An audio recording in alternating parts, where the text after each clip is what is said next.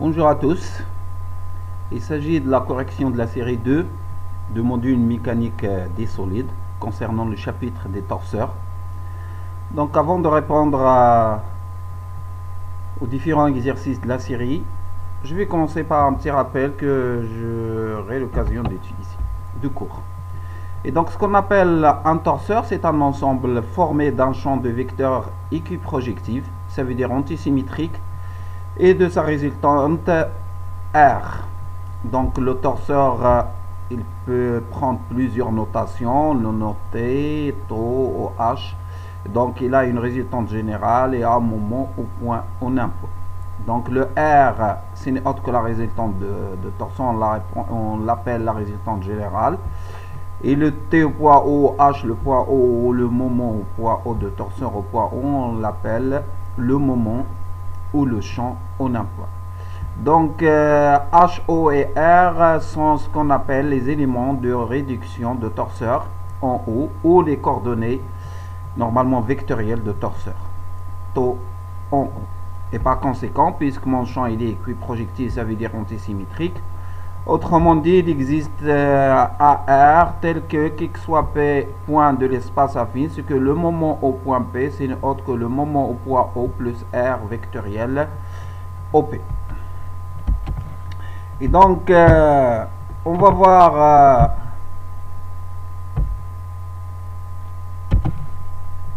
un deuxième rappel concernant normalement les torseurs en général, à savoir dans ce cas-là, un torseur taux défini par sa résultante de son moment en un point ici au point O, tel que IS est égal à R fois le moment, ce n'est autre ce qu'on appelle l'invariance scalaire. Et pour définir le type de torseur, normalement si l'invariance scalaire est égale à 0 et R, ça veut dire la résultante ainsi que le moment sont égales au vecteur nul, on dit que dans ce cas-là, on est en présence d'un torseur nul. Si l'invariance scalaire elle est égale à 0, R elle est différente de 0 et le moment au point O elle est différente de 0, dans ce cas-là, on dit que le torseur c'est un couple.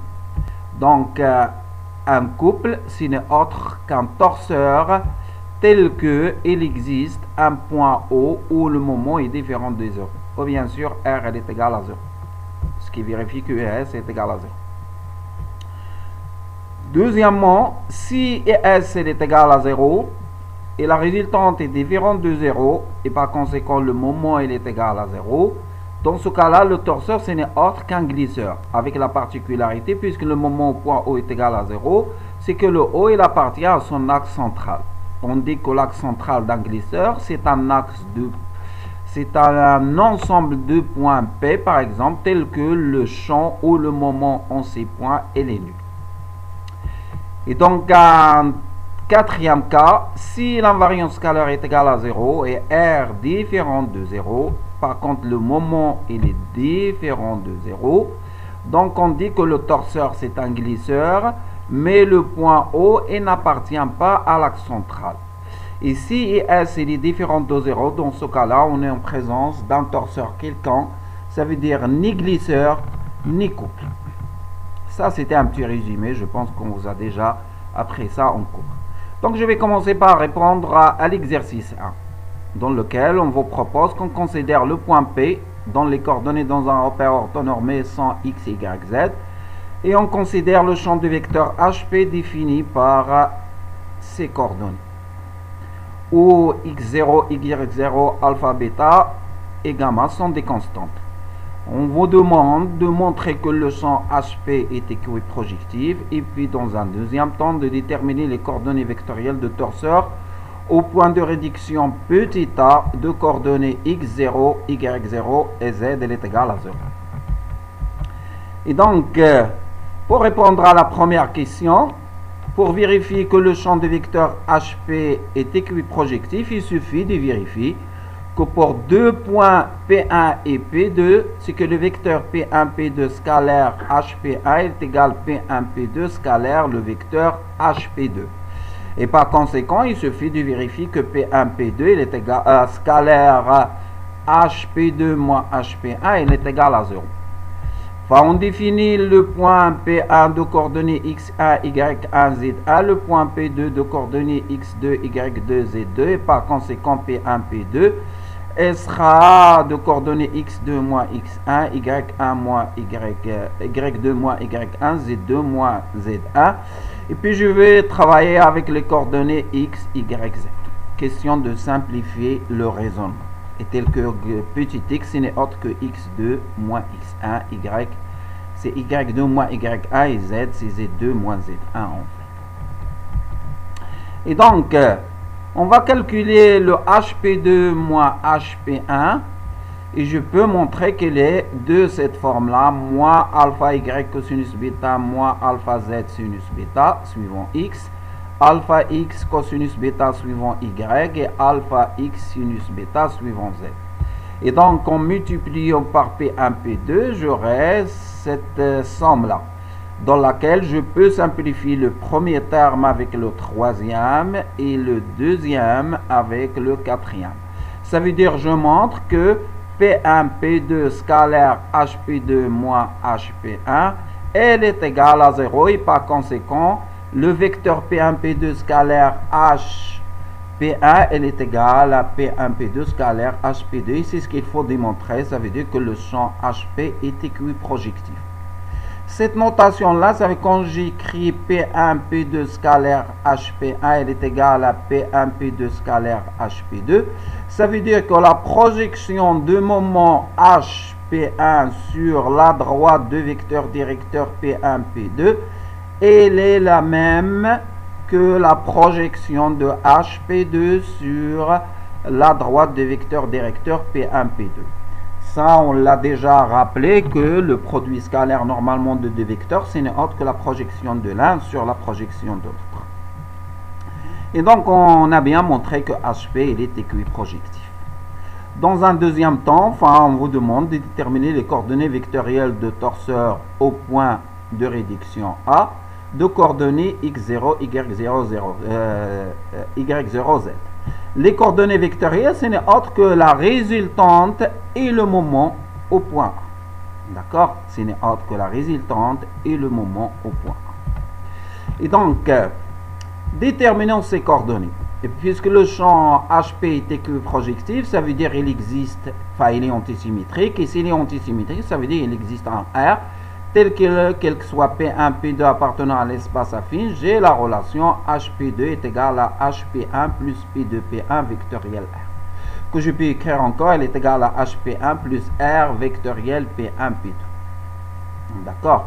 Ça veut dire que dans ce cas-là, que HP2 moins HP1, elle est égale à P2, P1 vectoriel R, qui est égal à R vectoriel P1, P2. On pose R, elle est égale à R1, R2, R3, et puis j'explicite ce terme-là. Normalement, R1, R2, R3, vectoriel X, Y, Z, que j'obtiens cette formule-là. Or, HP2 moins HP1, elle est égale aussi à ça. Ça veut dire, ce premier terme suivant X, il sera égal à celui-là, et le deuxième, ainsi de suite. Ça veut dire, je peux en déduire que R2, elle est égale à moins alpha, elle est égale à moins alpha sinus bêta. Le R3, ce n'est autre que moins alpha x cosinus bêta.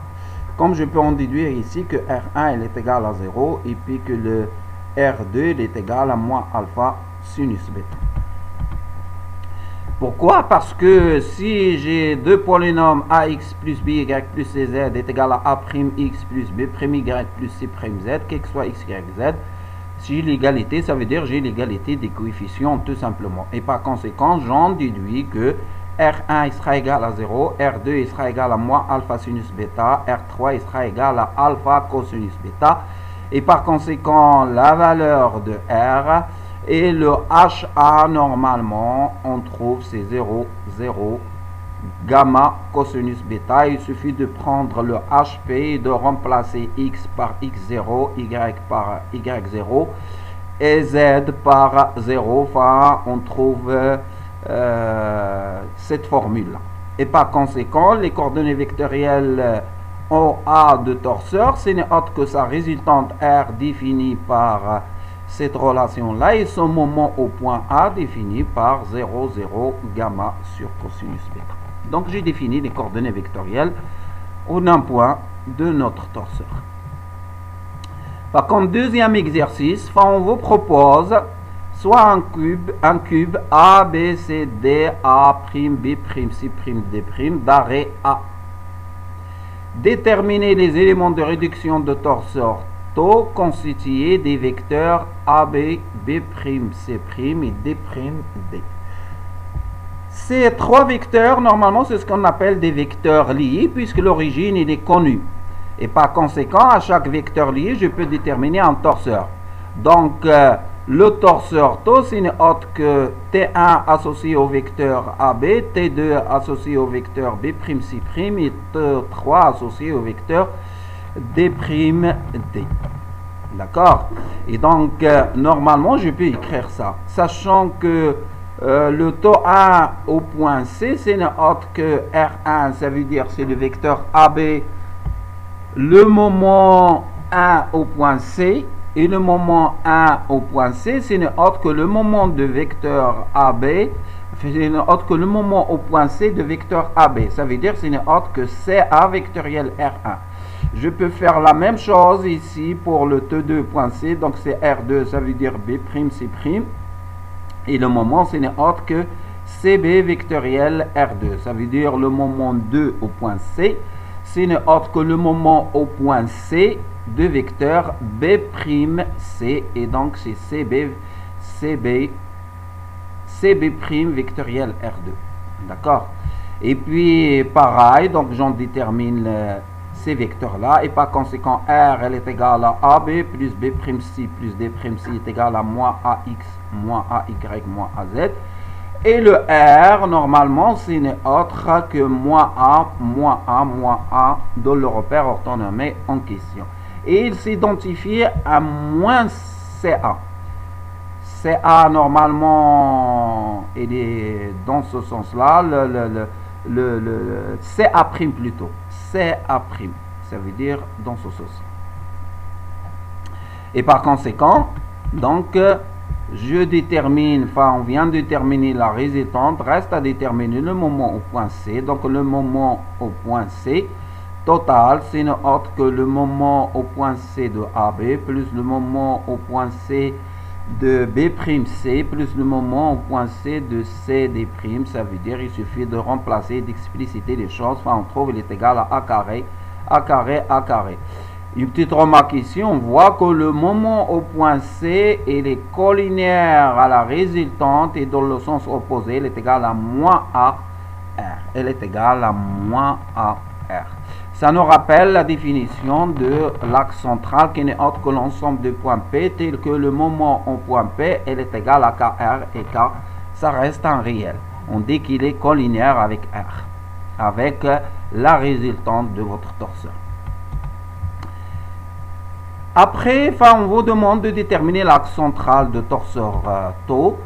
Je vous rappelle ce qu'on appelle axe central delta d'un torseur de résultante R de moment au point O, noté de cette manière-là, tel que R est différente de 0, parce que quand il s'agit d'un couple, on dit qu'il n'y a pas d'axe central, mais il y a une direction privilégiée. Donc pour le couple, on ne cherche pas l'axe central, il n'existe pas. Donc, le delta, c'est autre que l'ensemble de points P de l'espace affine, tel que le moment au point P, elle est égale à KR. Autrement dit, c'est que le moment au point P vectoriel R, elle est égale à 0.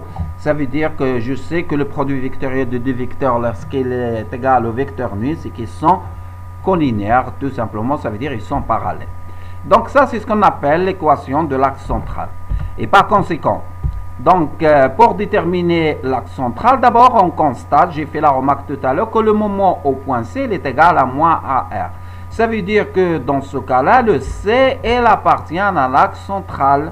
Et comme R, elle est égale à moins CA, ça veut dire que CA', ça veut dire que le moment au point C, il est parallèle à CA'.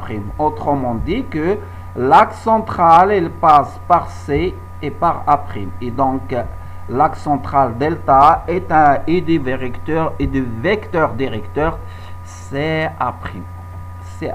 Et puisque tout ça, puisque le moment point C est le vecteur directeur de delta, alors les deux points, enfin le delta il passe par les deux points, tout simplement C et A'.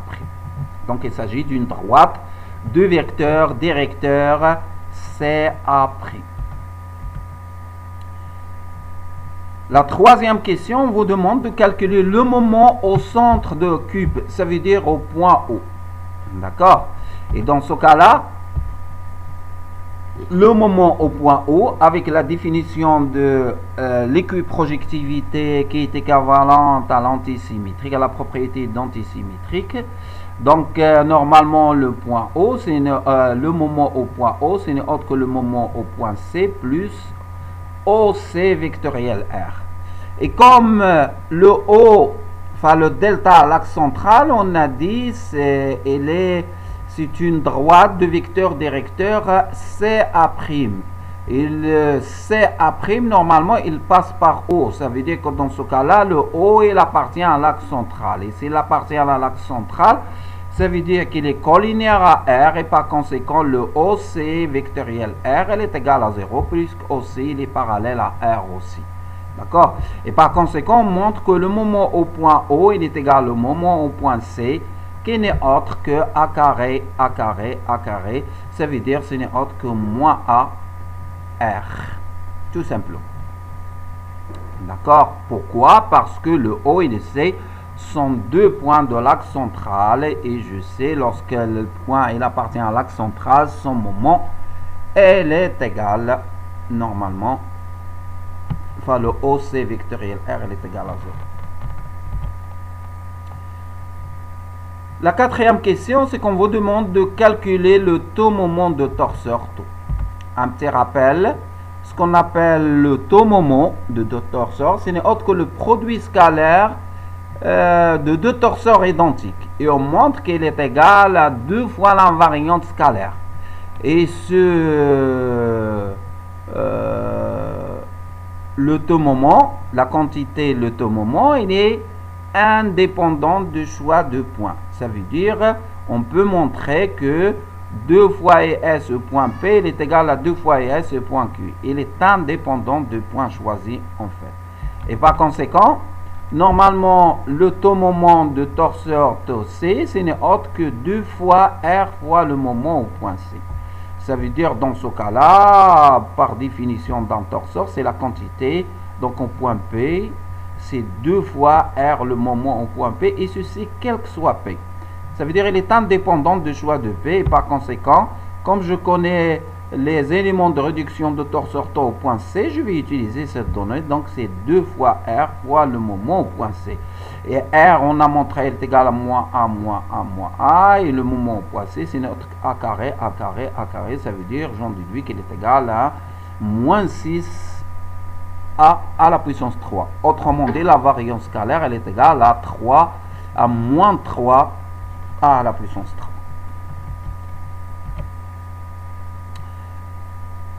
On va voir le troisième exercice dans lequel on dit qu'on vous donne deux champs de vecteurs H1P et H2P de résultantes respectives R1 et R2. Ça veut dire dans ce cas-là que pour deux points P et Q, H1P il est égal à H1Q plus R vectoriel QP. Et H2P il est égal à H2Q plus R2 vectoriel QP. On considère la quantité scalaire définie par H12 qui est égale à R1 scalaire H2P plus R2 scalaire H1P. Et on vous demande de montrer que H12 ne dépend pas du point P. Le H12, ce n'est autre que ce qu'on appelle le comoment de deux vecteurs. Le comoment de deux vecteurs, ce n'est autre que le produit scalaire. Et le produit scalaire de deux vecteurs, ce n'est autre que la somme de la résultante du premier multipliée par le moment du deuxième, plus la résultante du deuxième multipliée par le moment du premier.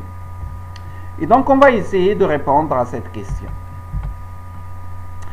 Enfin, je vous rappelle ici que le comoment, le produit scalaire de deux torseurs, normalement, c'est cette quantité-là. Et puis, on l'appelle le taux moment lorsqu'il s'agit de même torseur. D'accord? Et on va montrer que ce produit scalaire il est indépendant de point P choisi. En effet, normalement, le H12 est égal à le torseur H1 scalaire le torseur H2 qui est égal à R1 scalaire H2P plus R2 scalaire H1P. Et puis je vais remplacer H2P en fonction de Q. C'est H2Q plus R2 vectoriel QP. Et pareil pour le H1P, je vais le remplacer par cette formule-là. En explicitant, j'aurai R1 H2Q plus R1 scalaire R2 vectoriel QP, ça c'est le produit mix, ça veut dire c'est le triplet R1 R2 QP. Et c'est pareil ici, R2 scalaire R1 vectoriel QP, c'est le produit mix R2 R1 QP. Et comme vous pouvez le constater, normalement le produit mix il est invariant par permutation circulaire. Et si je change la position d'un vecteur, je dois multiplier par moins 1. Et donc, ce terme-là, ce n'est autre que moins ce terme-là, ça veut dire la somme, il sera égal à 0. Et qu'est-ce qui va rester? Plus R2 H1Q. Ça veut dire, j'ai montré que R1 H2P plus R2 H1P, il est égal à R1 H2Q plus R2 H1Q. Et c'est ce qu'il faut démontrer. On dit que le produit scalaire de deux torseurs, elle est indépendant du point P choisi. La deuxième question, elle est composée de deux parties. On définit le champ H vecteur par sa valeur en P. Elle est égale à R1 vectoriel H2P moins R2 vectoriel H1P. Ça, c'est ce qu'on appelle le produit vectoriel de deux torseurs. Ça veut dire le vecteur H, ce n'est autre que le torseur H1 vectoriel, le torseur H2. Et on vous demande de montrer que H est équiprojectif dans un premier temps et dans un deuxième temps de déterminer normalement sa résultante. On va montrer que sa résultante ce n'est autre que R1 vectoriel R2. Et donc pour deux petits A, on définit le champ HP est égal à R1 vectoriel H2P moins R2 vectoriel H1P. Pour montrer que ce champ est équiprojectif, il suffit de montrer que pour deux points QP, que HPQP est égal à HQQP. Ça veut dire qu'il suffit de montrer que HP moins HQ scalaire QP est égal à 0. Sachant que H1P est égal à H1Q plus PQ vectoriel R1 que je vais poser, il est égal à H1Q plus R1 vectoriel QP. Et pareil pour H2, je vais travailler avec H2Q, il est plus R2 vectoriel QP. Et donc, on peut montrer, il suffit de remplacer, d'expliciter les choses. Arrivant à ce niveau-là, normalement, on montre que HP moins HQ, il est égal à QP scalaire R1, le tout scalaire R2, moins QP scalaire R2, le tout scalaire R1. Et si je pose A, il est égal à R1, B, il est égal à R2, et C, il est égal à QP, j'ai la formule de double produit vectoriel, ça veut dire A vectoriel, B vectoriel C. Donc le A, elle est égal à ça veut dire il sera égal à QP. Normalement, il est égal à QP vectoriel R2 vectoriel. Donc finalement, on montre que HP moins HQ, il est égal directement à QP vectoriel entre parenthèses R2 vectoriel R1, que je peux écrire HP moins HQ, il est égal à R1 vectoriel R2 vectoriel le tout vectoriel QP. Et par conséquent, donc, je peux avoir ça. Autrement dit, j'ai montré que HP HQ il est égal à HQ QP. De toutes les manières. D'accord? Et donc, reste à déterminer la résultante. Donc, montrer que le champ H peut être représenté par un torseur dont on déterminera sa résultante R. Comme H est équiprojectif, donc je peux l'associer à un torseur. Donc, il y aura comme résultante R et comme moment, on a un point P, par exemple, HP. Donc, on vient de montrer que HP moins HQ est égal à R1 vectoriel R2 vectoriel QP. ça veut dire que HP il est égal à HQ plus R1 plus vectoriel R2 vectoriel QP. Autrement dit, la résultante, ce n'est autre que R1 vectoriel R2. Et donc, on peut associer à un torseur H d'éléments de réduction R qui est égal à R1 vectoriel R2 et HP. Normalement, ce n'est autre que H1 vectoriel R1 moins H2 vectoriel R2, si je ne dis pas de bêtises. Et donc, le champ peut être représenté par un torseur dont la résultante R elle est égale à R1 vectoriel R2. La troisième question, c'est qu'on va considérer les trois torseurs taux 1 de résultante R1 et de moment H1, taux 2 de résultante R2 de moment H2, et taux 3, donc de résultante R qui est égal à R1 vectoriel R2 et de moment on a un point, ce n'est autre que R1 vectoriel H2P moins R2 vectoriel H1P. Et la question ici, c'est de calculer le comoment de taux 3 et taux 1. Ça veut dire le produit scalaire, tout simplement. Et donc, je sais que le comoment il est indépendant du point choisi, donc je vais le calculer au point P.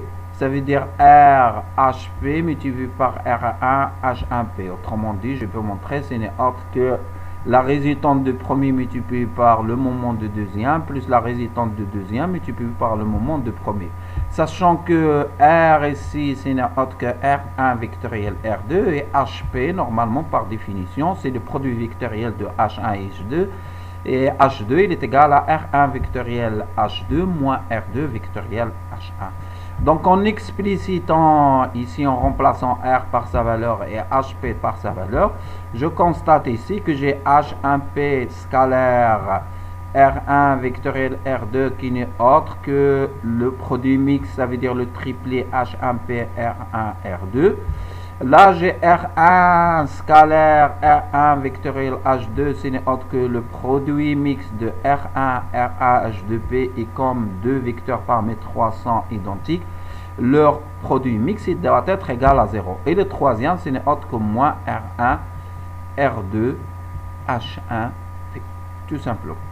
Et donc, ceci, on peut montrer que cette somme-là, elle est égale à 0. Pourquoi? Parce que R1, R2, H1P, il suffit que je sais que le produit mixte est invariant par permutation circulaire. Il est invariant par permutation circulaire. Donc, ce premier terme-là, je peux l'écrire comme étant R2, H1, R1. Et puis, une deuxième fois, R1, R2, H1P moins R1, R2, H1P. Donc, elle est égale à 0. Et donc, le moment où le produit scalaire du torseur T3 et TA est nul, ça veut dire que T3 est orthogonal au torseur A, tout simplement.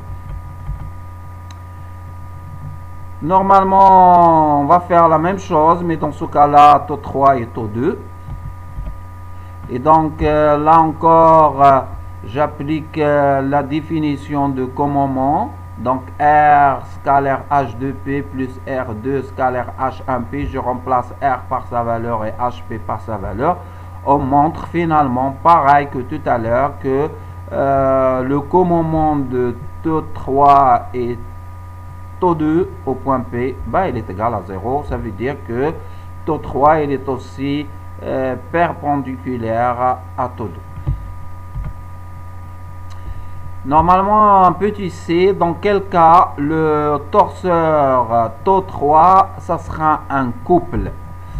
Enfin, je vous rappelle que pour que le torseur soit un couple, il faut que IS doit être égal à 0, R égal à 0 et le moment au point O, il est différent de 0. Autrement dit, il faut que R égale à 0 et le moment au point P soit différent de 0, tout simplement. Et donc, le torseur 3 est un couple si seulement si sa résultante est égale à 0 et son moment au point P sera égal à 0. Or, le torseur T3 il est de résultante R et de moment le produit vectoriel de H1 avec H2. Ça veut dire de moment HP qui est égal à R1 vectoriel H2 moins R2 vectoriel H1P. Et donc, pour que le taux 3 soit un couple, il faut que la résultante doit être égale à 0 et le moment différent de 0. Le moment différent de 0, ça veut dire que R1 vectoriel H2P doit être différent de R2 vectoriel H1P. Et puis R1 vectoriel R2 est égal à 0, ça veut dire que R1 égale à 0 ou R2 égale à 0 ou encore R1 parallèle à R2. R1 est égal à 0, ça veut dire que dans ce cas-là, si H1 0 est égal H1P est égal à 0, ça veut dire dans ce cas-là, je peux en déduire que le torseur T1, ça sera un couple.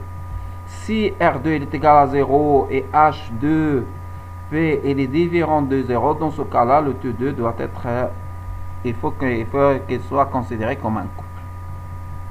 D'où les conditions pour que T3 soit un couple. La dernière question, à quelles conditions T3 doit être un glisseur? Normalement, un torseur est un glisseur si seulement si son invariance scalaire elle est égale à 0 et sa résultante elle est différente de 0. Et donc, le torseur T3, ça sera un glisseur si R elle est différente de 0.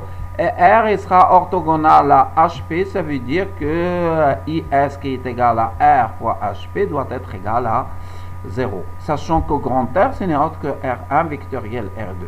Et doit être égal à 0, tout simplement. Et donc, R1 vectoriel R2 il est différent de 0, ça veut dire que le R1 doit être différent de 0, et R2 doit être différent de 0, et R1 n'est pas parallèle à R2. Et ça, le produit scalaire, elle est égal à 0. Ça veut dire que dans ce cas-là, le R, elle est orthogonal à HP, ou encore le HP, elle est égal à vecteur nul. Et s'il est égal à vecteur nul, ça veut dire que le point P, elle appartient à l'axe central de glisseur.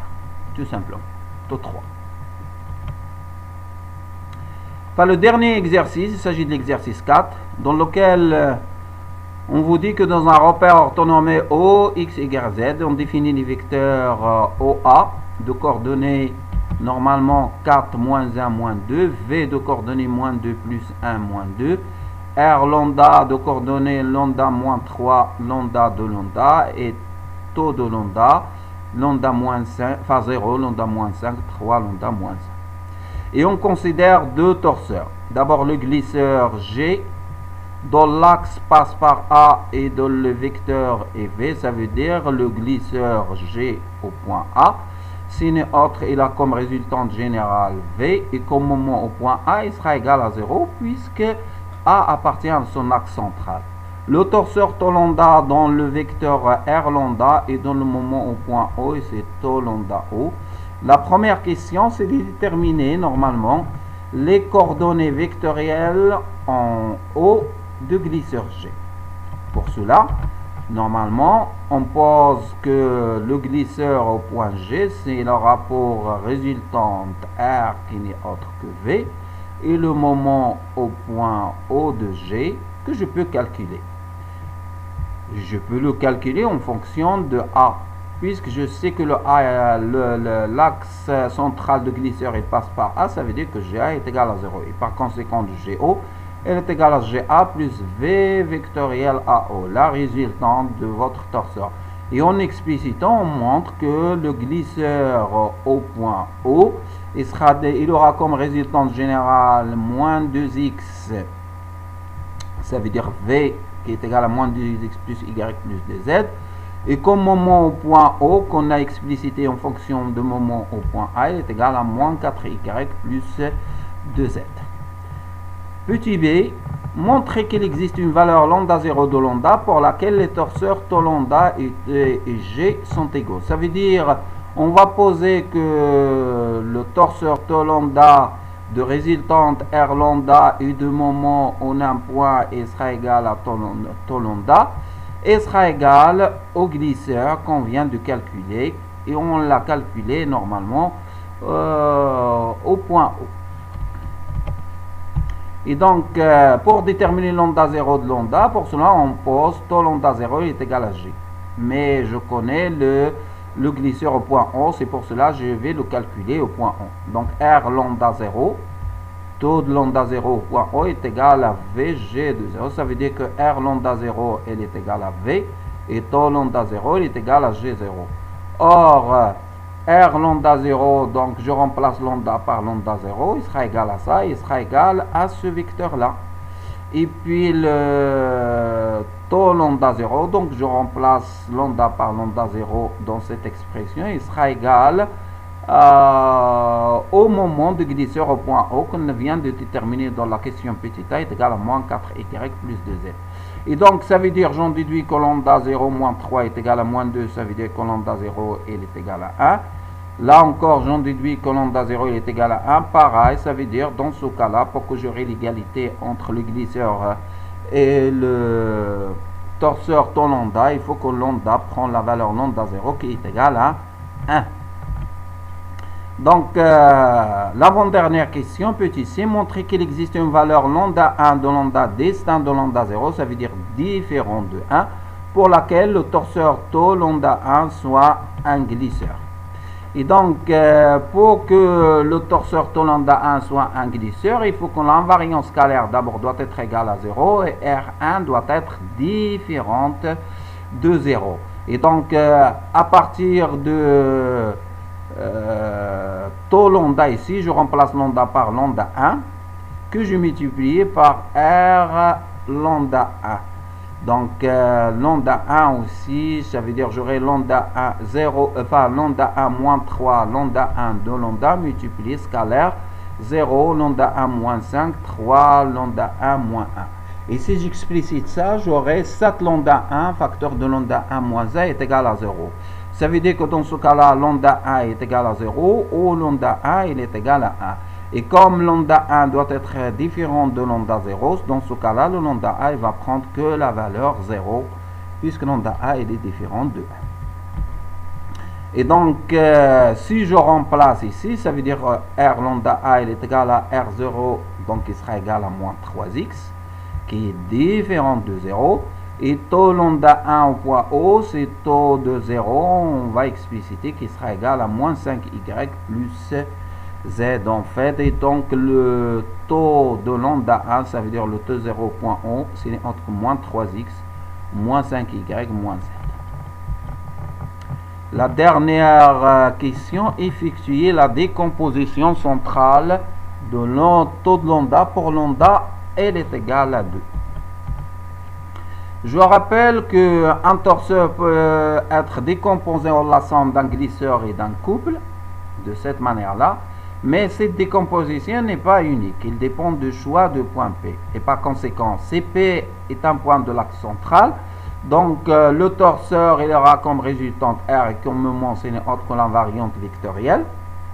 Et par conséquent, je peux le décomposer en un glisseur de résultante R et comme P appartenant à l'axe central, ça veut dire son moment il doit être égal à 0. Et en un couple, ça veut dire que sa résultante doit être égale à 0 et son moment ce n'est autre que l'invariant vectoriel puisque P appartient à l'axe central.